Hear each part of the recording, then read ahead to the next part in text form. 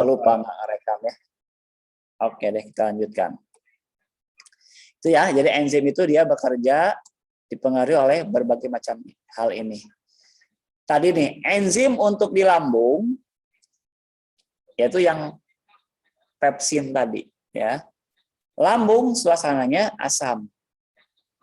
Ketika masuk ke mulut, nah mulut suasananya kan tidak seasam lambung. Maka nanti pepsin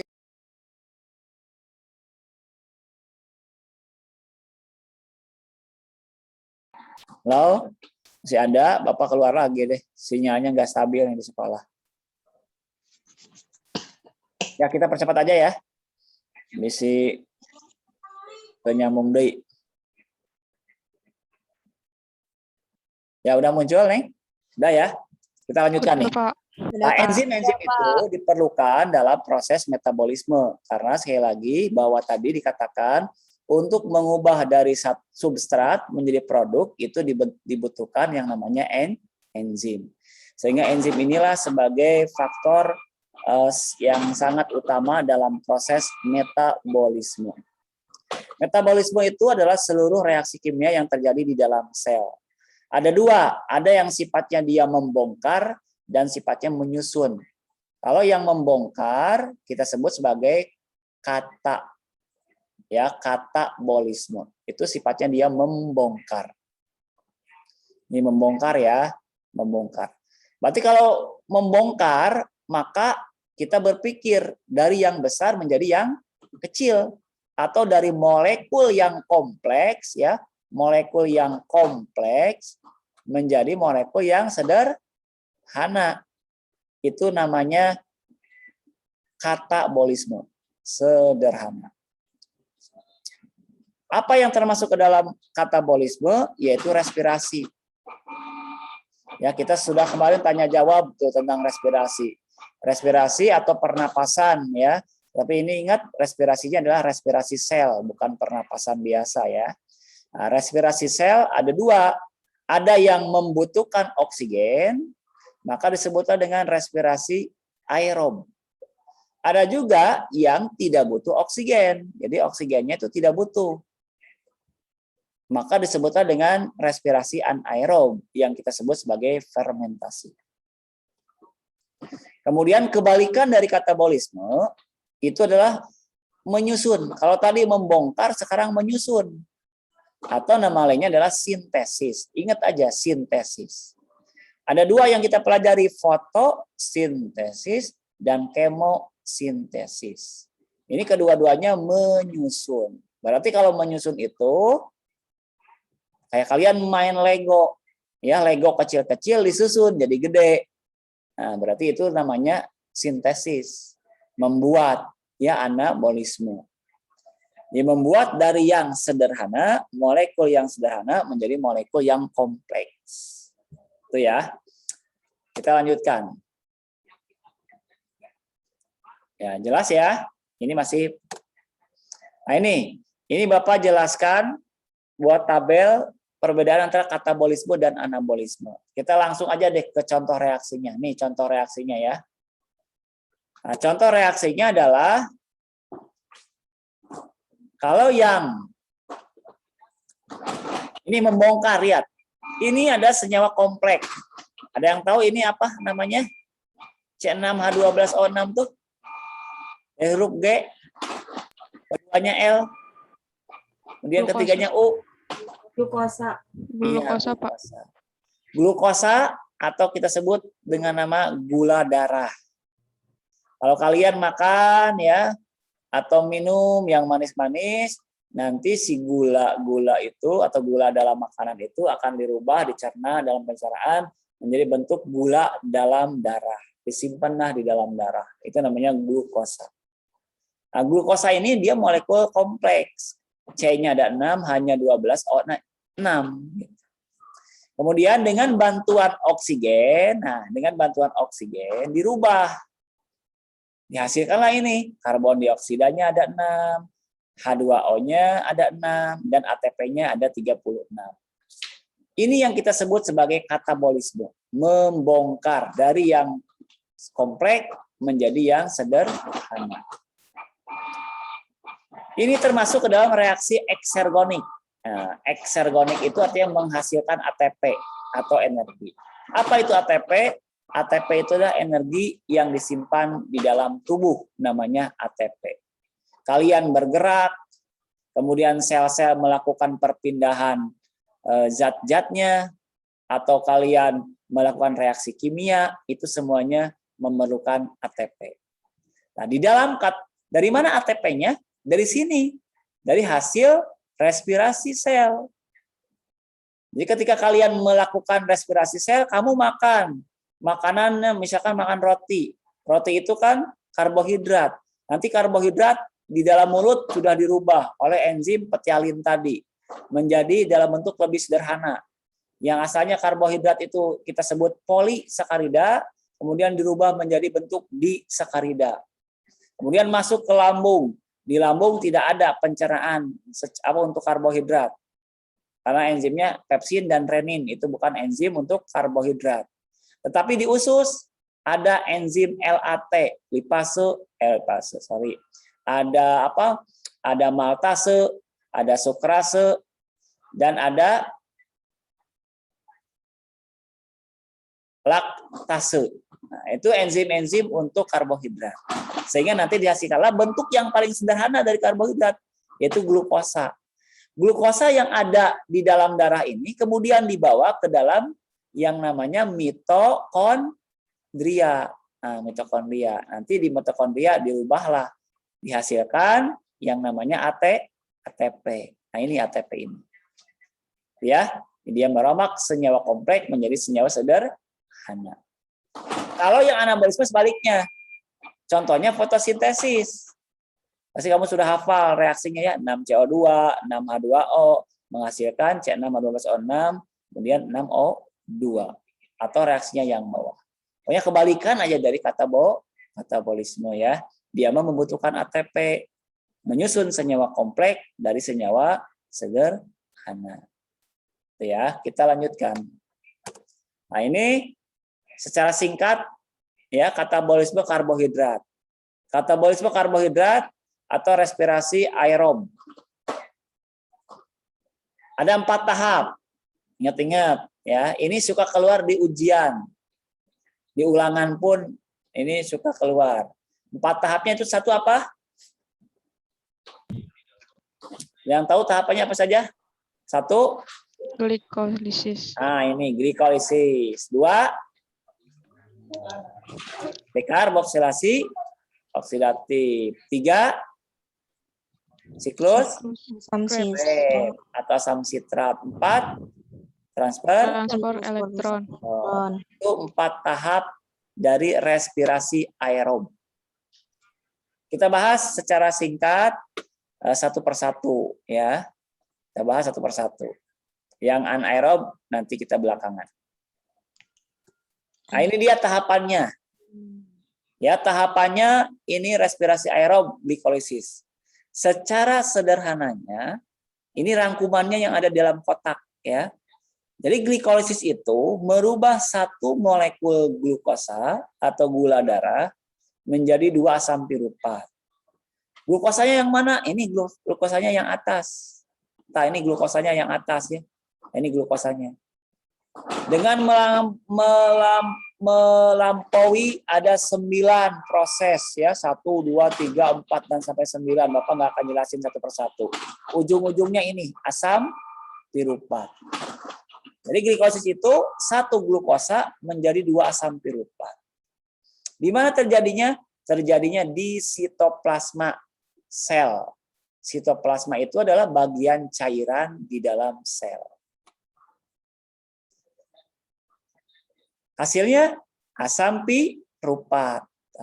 Hasil utamanya ini asam piruvat, tapi dihasilkan juga yang lain-lain. Ada ATP2, ada NADH2. Di mana lihatnya? Ini ATP. Nah, 2. Di sini ATP juga 2. Jumlahnya berapa ATP-nya? 2 dengan 2. 4. Tapi Pak, kenapa di sini ditulis 2? Karena di atas lihat masuk 2. Nih ATP masuk di atas 1, Di proses yang ketiga 1. Ya. Dipakai 2, dihasilkan 4. Sehingga yang hasil akhirnya adalah 2. Ingat-ingat ini ya. Di tahapan glikolisis mengubah 1 glukosa menjadi 2 asam piruvat di dalam sitoplasma sel menghasilkan 2 asam piruvat, 2 ATP dan 2 NADH. Ya, semuanya 2. Kita lanjutkan. Yang kedua, dekarboksilasi oksidatif. Ini merupakan kelanjutan dari glikolisis. Terjadi di membran mitokondria. Nah, ini barulah masuk ke organel mitokondria. Ini baru masuk. Kalau tadi di luar mitokondria, itu di sitoplasma yang glikolisis itu. Nah, sekarang baru masuk ke mitokondria, yaitu dekarboksilasi. Terjadi di membran mitokondria. Membran mitokondria. Nah, mitokondria yang gambarnya kayak kacang begini ya. Nah, kayak kacang begini, ini mitokondria nih. Ya, mitokondria. Dia punya 2 membran. Ada membran luar dan ada membran dalam. Di sini ada bagian yang melikuk nih di dalamnya. Yang kita sebut dengan kristae atau sista ini ya. Ini kayak kacang gini ya, tuh. Nah, di mana terjadinya dekarboksilasi? Di membran ini, di membran luar mitokondria tadi sini. Belum masuk, baru di sini di membrannya. Apa yang terjadi? Merubah asam piruvat oleh bantuan koenzim menjadi asetil koenzim A. Ya. Selain asetil koenzim A, ada juga karbon dioksida dan juga NADH. Nah, jadi rumusnya sama dengan tadi. 2, 2, 2. Kalau sekarang 2 asetil CoA, 2 CO2, 2 NADH. Itu ya. Kita lanjutkan. Berikutnya di siklus Krebs. Nah, kalau siklus Krebs dia sudah masuk ke dalam. Sudah masuk ke dalam mitokondria, yaitu di matrik mitokondria. Nih, di matrik mitokondria ya, di dalam mitokondria. Ini tahapannya melingkar, karena namanya juga siklus. Siklus itu artinya berputar. Asalnya dari mana? Bahannya apa coba?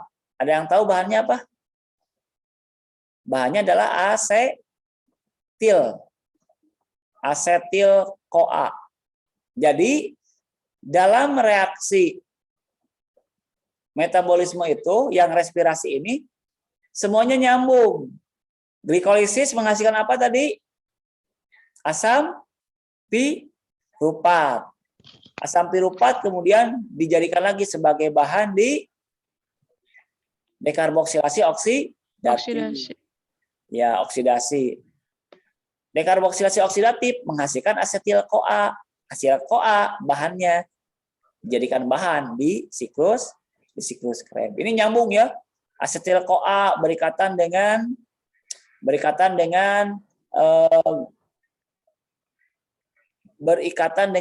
karbon sehingga dia menghasilkan yang namanya asam sitrat. Asam sitrat berubah lagi jadi isositrat. Jadi alfa ketobutarat menjadi suksinat. Suksinil koenzim A, suksinat, fumarat, malat, oksaloasetat. Ini tahapan-tahapannya ada ya. Kita langsung aja singkat. Hasilnya ini 2 ATP. Kita lihat ATP-nya mana 2T. Ya, kita tandain. Nah, di sini ATP 1 ya. Nah, ini ATP. ATP-nya 1, tetapi ingat asetil CoA-nya ada 2, sehingga walaupun 1 dikali 2, jadi hasilnya 2. FADH di sini hasilnya 1. Ingat ada 2 kayak gini buletannya. Maksudnya apa Pak? Kayak 2 kayak gini. Nah, kita lihat nih. Nah, ini lihat. Ini kan 2 ya, 2 asetil CoA. 2 asetil CoA, sedangkan yang digambar ini hanya 1 siklus, berarti hanya 1 asetil CoA. Gitu ya. Nah, ingat rumusnya 2 ATP, 2 FADH, 4 CO2 dan 6 NADH. Karena ini yang harus kalian hafalkan. Ya. Lanjut.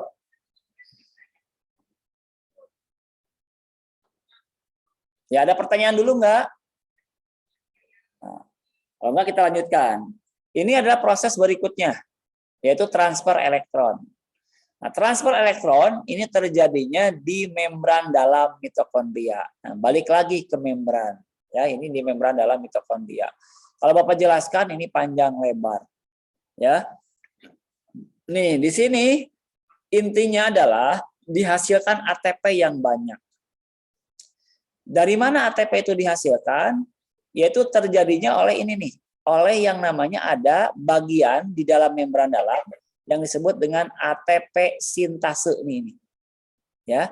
ATP sintase ini adalah suatu bagian di dalam membran dalam mitokondria yang fungsinya adalah untuk menghasilkan ATP. Ini menghasilkan ATP. Dari mana bahan dasarnya? Bahan dasarnya dari sini, dari NADH dan FADH yang dihasilkan dari proses-proses sebelumnya. NADH dan FADH ini kemudian di dalam tahapan transfer elektron akan dirubah ujung-ujungnya menghasilkan ATP. Ya, tahapannya ini panjang. Tapi ujung-ujungnya adalah menghasilkan ATP. Nah, di sini selain menghasilkan ATP juga menghasilkan H2O atau menghasilkan air. Kita lihat ke tahapan pertama. Nih, lihat, Bapak ingatkan. Nah, ini. Respirasi aerob. C6H12O6 tambah oksigen. Menghasilkan 6 CO2, 6 H2O, dan 36 ATP. Ini ya. Nah, oksigen itu baru terlibat di tahapan terakhir. Di sini. Di transfer elektron. Di glikolisis oksigen tidak muncul, di DO tidak ada, di siklus Krebs juga tidak ada. Tetapi di sistem transfer elektron oksigen baru berperan. Nih peranannya. Peranannya adalah sebagai pengikat H+ atau pengikat elektron. Maka disebut transfer elektron. Kenapa? Karena elektron dari masing-masing ini, dari masing-masing bagian ini, itu akan dipindah-pindahkan. Dari bagian B, di kompleks 1 dipindahin ke kompleks 2. Dari kompleks 2 pindahin ke kompleks 3, pindahin ke kompleks 4. Ujung-ujungnya dipindahin ke ATP sintase. Nanti si elektronnya itu, atau dalam bentuk H+-nya itu akan diikat oleh oksigen. Jadilah H2O. Jadi sekarang kita tahu H2O dihasilkan di sistem transport elektron. Dan juga di sistem transport elektron dihasilkan ATP dalam jumlah yang banyak. Sehingga dijumlah-jumlahkan dari awal sampai akhir, dapatlah totalnya 38 ATP. Dari mana 38 ATP? Kita lihat sini, balik lagi ke sini. Glikolisis berapa ATP-nya? 2. Kemudian DO ATP-nya ada nggak? Nggak ada. Kemudian siklus Krebs ATP-nya berapa? 2. 3 tahapan baru 4. Nah, ini yang bawah nih 4. 34-nya lagi dari mana? Dari sini. 10 NADH dikali 3. Karena 1 NADH itu senilai atau setara dengan 3 ATP. Jadi 10 kali 3, 30 ATP-nya dari NADH. Benar nggak NADH-nya? 10, kita hitung di sini. NADH di sini berapa, Du? 2. Kemudian di sini, di DO, 2. Di siklus Krebs, 6. 6. Berarti 10. Nah, 10 ini ya. 10 kali 3, 30.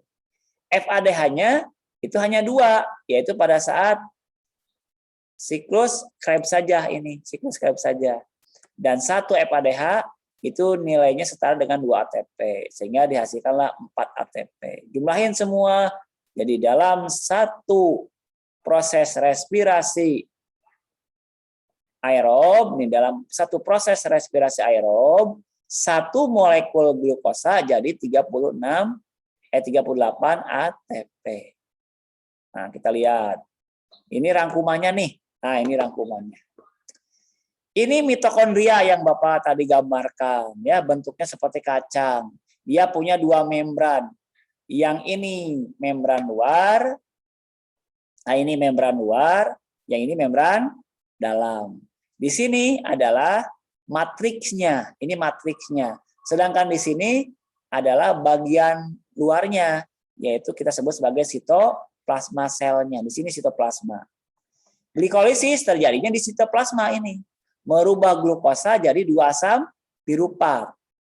Tadi ya yang dihasilkannya ada 2 ATP, 2 NADH, dan 2 asam pirupat. Ini rangkumannya. Kemudian asam pirupat ini akan masuk ke sini, masuk ke dalam mitokondria. Di sini di matriks di membran mitokondria terjadilah tahapan yang kedua, dekarboksilasi oksidatif. Asam pirupat itu akan dirubah menjadi 2 asetil CoA, 2 CO2 dan 2 NADH ini. Ya, 2 CO2, 2 asetil CoA dan 2 NADH.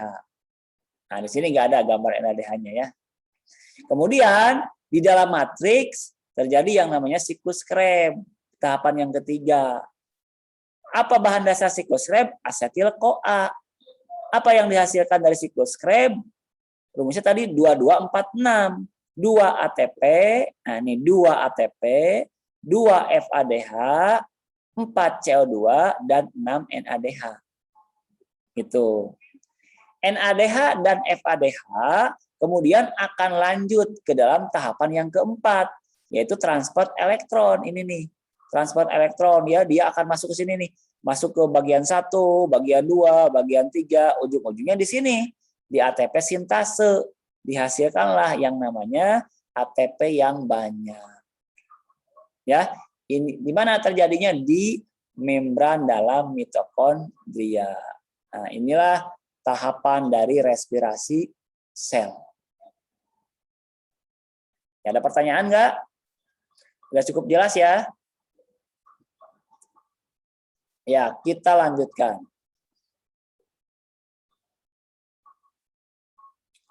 Ini tentang membran tentang respirasi sel.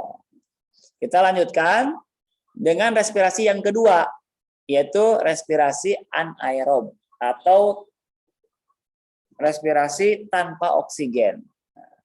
Tetapi disebut tanpa oksigen itu karena tidak dibutuhkan oksigen untuk tahapan-tahapan berikutnya. Gitu. Kalian kan tadi mengenal di respirasi aerob ada tahapannya glikolisis ya. Nah, di fermentasi pun sama. Tahapan pertamanya adalah glikolisis ini. Ini ada tahapan glikolisis ya. Nah, ini glikolisis. Fermentasi alkohol ini yang melakukannya adalah ragi. Ini bentuknya nih, ya gambarnya nih ragi. Jamur ragi. Ya, yes, yang suka kita gunakan untuk membuat peyem. Ya, jamur ragi itu. Nanti dari glukosa kita membuat peyem misalkan ya. Misalnya peyemnya peyem ketan. Bahan dasarnya kan ketan. Ketan itu karbohidrat. Dia mengandung glukosa pastinya. Oleh ragi, si glukosa tersebut akan dirubah menjadi karbon dioksidanya 2, alkoholnya 2, dan ATP-nya 2. Ini bagannya ini, yang bawah ini. Di tahapan pertama, terjadi glikolisis dulu. Nah, ini glukosa, nih glukosa. Glukosa dirubah menjadi 2 asam pirupat, 2 NADH, dan 2 ATP. Ya, 2 ATP. Ini 2 masuk, 4 dihasilkan, berarti 2 ATP ya. Ada glikolisisnya. Tapi setelah ke sini, dia tidak membutuhkan oksigen. Tetapi si asam pirupat ini, dia akan dirubah oleh ragi itu menjadi asetaldehid. Atau yang kita sebut sebagai alkohol itu. Asetaldehid kemudian dirubah lagi jadi etanol. Atau kita sebut sebagai alkohol tadi. Nah, ini yang ini nih etanol. Itu ya, etanol. C2H5OH itu etanol. Dan energi yang dihasilkannya adalah hanya dari glikolisis saja 2 ini dari sini. Dari glikolisis aja 2. Sehingga yang namanya fermentasi itu energi yang dihasilkannya sangat-sangat jauh. Kalau respirasi aerob kalian tadi mengenal ada 38 ATP, kalau fermentasi hanya 2 ATP. Jadi sangat jauh sekali perbedaannya ya, energi yang dihasilkannya. Itu fermentasi alkohol. Nah, selain fermentasi alkohol, ada fermentasi apa lagi kemarin? Asam laktat. Asam laktat. Kita bahas sekarang yang asam laktat. Nih, asam laktat disebut juga dengan fermentasi asam kelelahan. Kenapa? Karena asam laktat ini yang sering kita dapatkan ketika kita berolahraga. Berolahraga suka lelah ya. Kenapa? Karena di dalam tubuh kita dihasilkan asam laktat. Kok Pak bisa begitu? Karena ketika kita berolahraga, sel-sel tubuh kita itu membutuhkan energi. Ketika membutuhkan energi, maka terjadilah yang namanya respirasi sel ini. Glukosa ini dirubah dengan bantuan oksigen di mitokondria sehingga dihasilkan energi. Tetapi ada kalanya oksigen yang masuk ke dalam tubuh kita itu tidak sebanding dengan oksigen yang diperlukan. Sehingga tidak semua glukosa itu masuk ke jalur respirasi sel. Tetapi dia sebagian masuk ke jalur ini, ke jalur fermentasi asam laktat.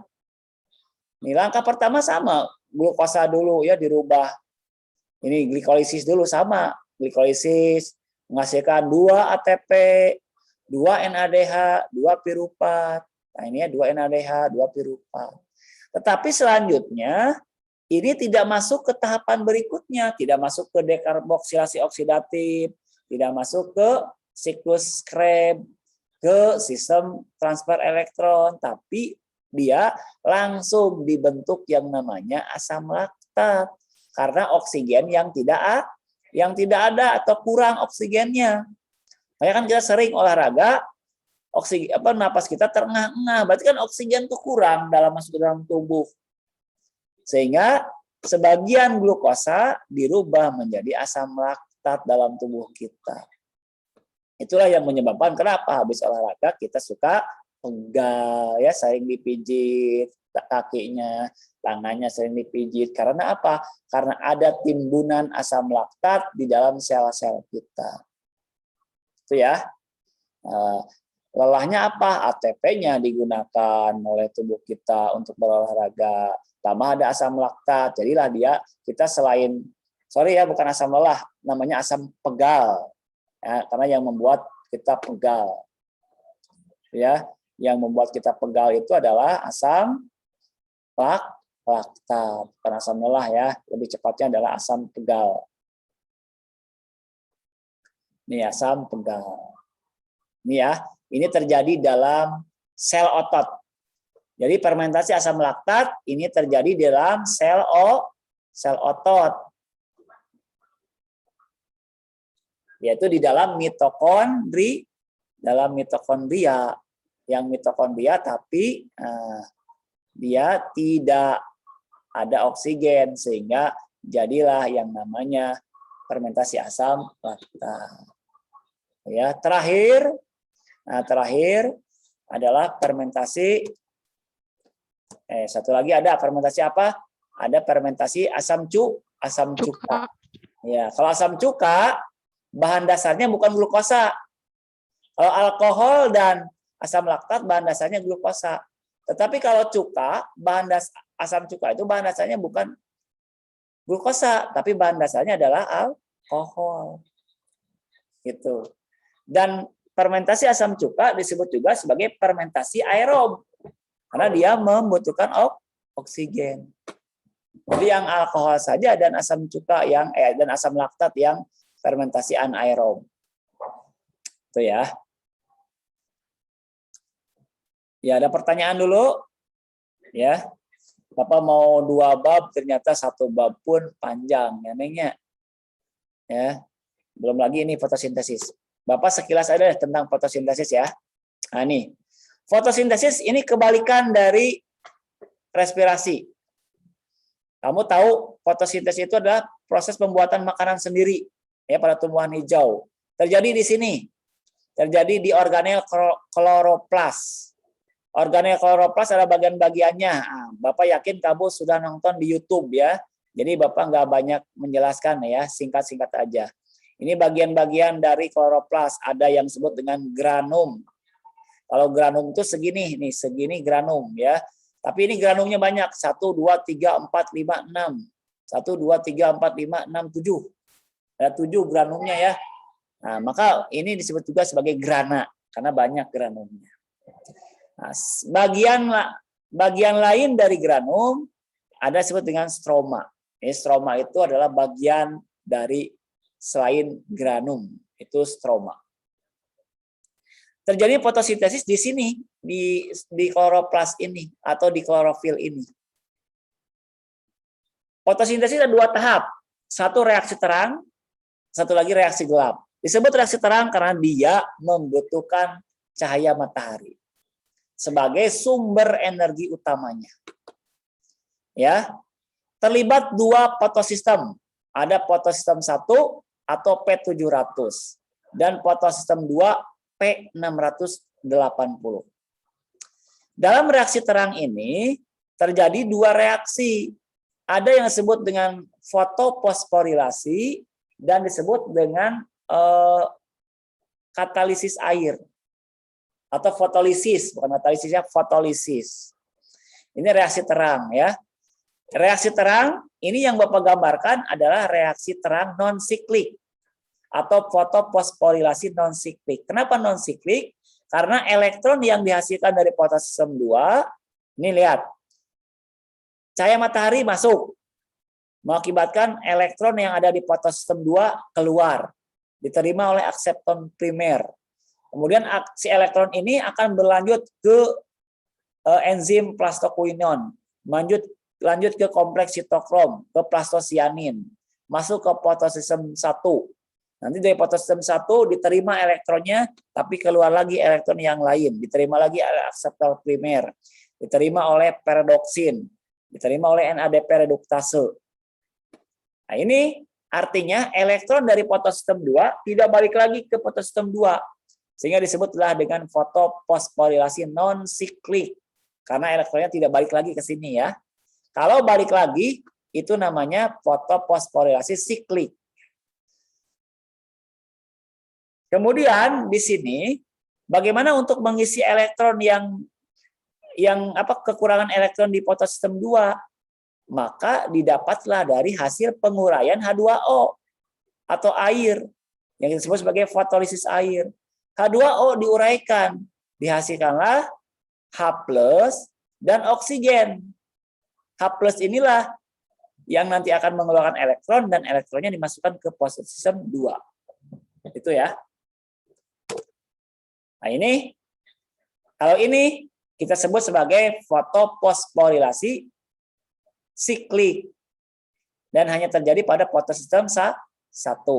Elektron dikeluarkan, diterima oleh akseptor penerima elektron, balik lagi ke sini. Maka disebutlah sebagai fotoposforilasi siklik. Arti ya, ini bedanya siklik dan non siklik. Ini yang non sikliknya, yang tadi sama tadi ya, non sikliknya. Siklik, nah, nih siklik hanya menghasilkan ATP. Nih, fotoposforilasi siklik hanya menghasilkan ATP. Tetapi pada fotoposforilasi non siklik, nah yang ini ya, dia selain dihasilkan elektron, juga dihasilkan nih elektronnya, dihasilkan ATP, juga dihasilkan ini NADPH. Ya, bedanya itu ya, dan juga dihasilkan oksigen. Jadi kalau pada fotoposforilasi siklik hanya dihasilkan ATP, tetapi pada fotoposforilasi non siklik itu ada 2 fotosistem yang terlibat, dihasilkan 3, dihasilkan ATP, kemudian NADPH dan juga oksigen. Kan? Baca. Oh, siap lah. Oh, siap. Ya, kita lanjutkan ya. Nah, ini Bapak yang fotosintesis ngebut aja ya. Waktunya udah lebih ya, lebih 10 menit. Nah, kemudian reaksi gelap. Coba Bapak simpulkan. Reaksi terang apa hasilnya? Ada 3. Kalau kalian nyimak tadi. 1, yang tadi Bapak lingkari aja. Apa? ATP, Nah, boleh ATP dulu. ATP, 2, oksigen, oksigen, 3, NADPH. NADPH. Iya. Mana yang sebagai sumber energi? Oksigen sebagai sumber energi enggak? Enggak. Yang mana sebagai sumber energi? Pasti ATP sudah jelas. Dan juga NADPH. Ini yang 2 ini sebagai sumber energi. Kita lihat sekarang yang dipakai di reaksi gelap.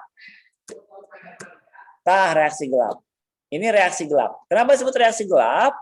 Karena di sini tidak diperlukan cahaya matahari. Nah, kita lihat di sini. Reaksi terang, cahaya matahari, nah ini cahaya matahari, digunakan sebagai sumber energi untuk memulai reaksi. Nah, ini ya reaksinya ya. Cahaya matahari diterima oleh akseptor cahaya. Yang saat ini adalah fotosistem 2. Kemudian digunakan untuk merubah atau mengeksitasi elektron dan seterusnya. Jadi sumber energinya adalah cahaya. Maka disebutlah sebagai reaksi terang. Karena menggunakan energi cahaya matahari sebagai sumber energinya. Tetapi pada reaksi gelap, di sini energinya tidak dari cahaya matahari, tetapi dari ini. Dari NADPH sebagai sumber energinya. Kita lihat mana NADPH-nya. Di sini adanya. Ya, ini nih tuh lihat NADPH. Sehingga pada reaksi gelap ini tidak diperlukan cahaya matahari. Mana? Menuju kelas. Ini ya NADPH-nya. Nah, gitu ya. Kita persingkat aja deh. Ya, kita persingkat. Ya, sebentar ya anak-anak ya, sebentar. Konsepnya jadi tetap Sabtu nggak ada. Jadi ini Senin, Selasa, bila berturut-turut kelas 10. Rabu, Kamis kelas 11. Nah, Kamis, Jumat kelas 12. Nah, ketika di set, ini kan berarti satu pertemuan hanya butuh 7 kelas. Jadi itu bisa Pak Hendra kudu 2 kelas di kiri kanan. Jadi ketika kita anak kelas ini 50% belajar di sini, 50%-nya belajar di rumah. Kumaha carana, apakah pokoknya setengah-setengah mengalami. Nah, hari Selasanya gantian budak anu asalnya di rumah jadi ke sekolah. Ya, anu setengah di rumah. Gitu, berarti sesana mana Rabu Kamis di rumah terus. Nah, jadi dia ngalamin kadetengan dan 2 kali, berarti kan sekali ya, sekali di rumah sekali ini. Tapi terserah diatur ini 2 kali kan Senin Selasa. Ya, Mohon beten jalmi banyak. Nah, ini yang pertama. Yang kedua, ketika hari Kamis kan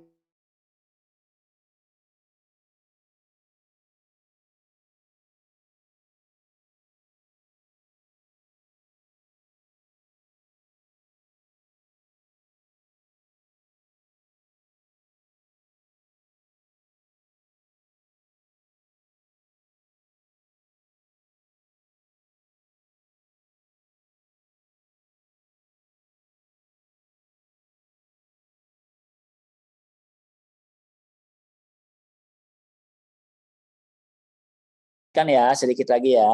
Nah, ini dia. Nah, ini tahapan reaksi gelap. Reaksi gelap itu anak-anak ada 3 tahapan. 1 bisa dilihat sama kamu ya. 1 fase 1. Ini fase 1. Fase 1 kita sebut sebagai fiksasi karbon. Kenapa? Sekarang lipat. Oh, tak. Mohon. Ini ya. Fiksasi karbon. Kenapa? Karena kamu ingat ya reaksi fotosintesis apa? 6 CO2 ditambah apa? 6 H2O ya, menghasilkan C6 H12 O6 tambah 6 oksigen. Yang H2O ini sudah dipakai tadi di reaksi terang. Ini sudah terjadi di reaksi terang ya, di reaksi terang sudah dipakai. Yang tadi yang namanya apa? Fotolisis itu ya. Hasilnya adalah 6O2. Ini hasil dari reaksi terang kan. Nah, CO2 itu dia baru terlibat. Yang si CO2 ini terlibatnya di sini. Di reaksi gelap. Di CO2 ini di reaksi gelap. Nanti CO2 akan ditangkap oleh namanya enzim. Ini enzim lagi ya. Namanya enzim Rubisco.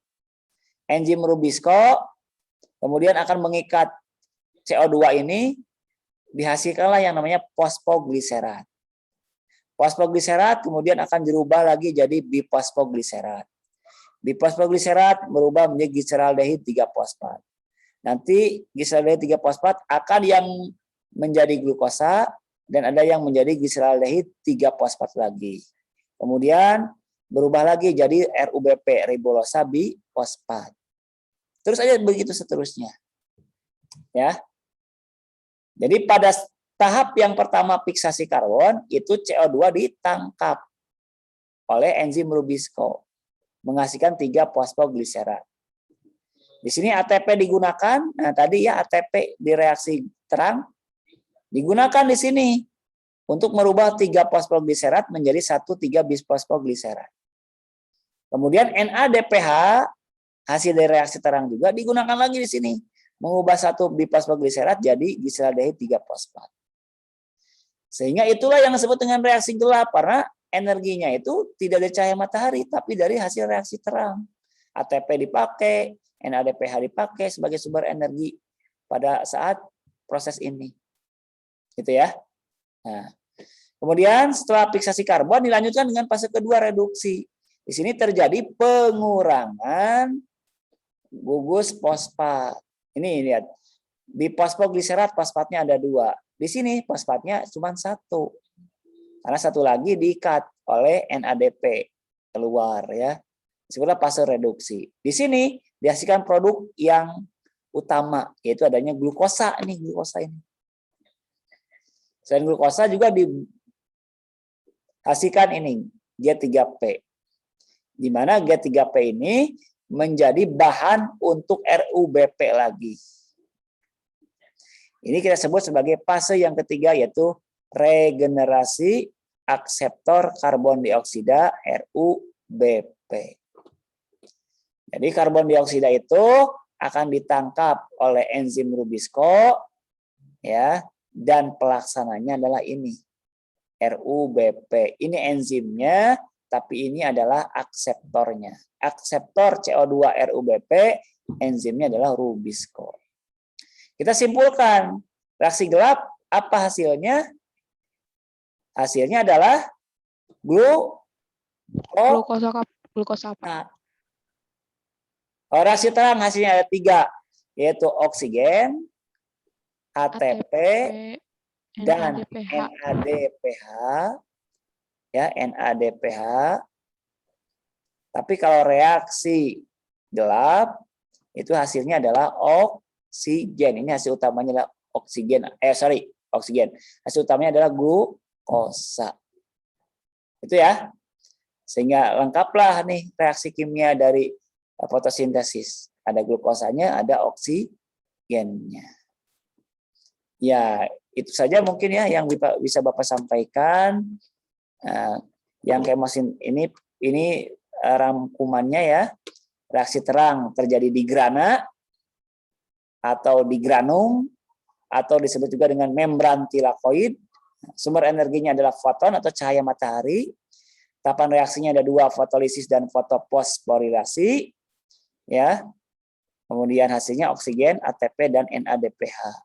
Reaksi gelap atau disebut siklus Kelvin terjadi di stroma. Sumber energinya ATP dan NADPH. Tahapan reaksinya ada 3, fiksasi CO2, reduksi, regenerasi RUBP. Hasilnya adalah glukosa. Kalau yang kemo, ini Bapak nggak Bapak sampaikan lah ya. Ini juga nggak Bapak sampaikan. Ya anak-anak, itulah yang bisa Bapak sampaikan ya. Mudah-mudahan bisa memberikan penjelasan pada kalian. Maksud Bapak ingin 2 bab, ternyata 1 bab juga penuh ya. Bapak ucapkan terima kasih bagi yang sudah hadir. Kita akhiri saja dengan membaca hamdalah.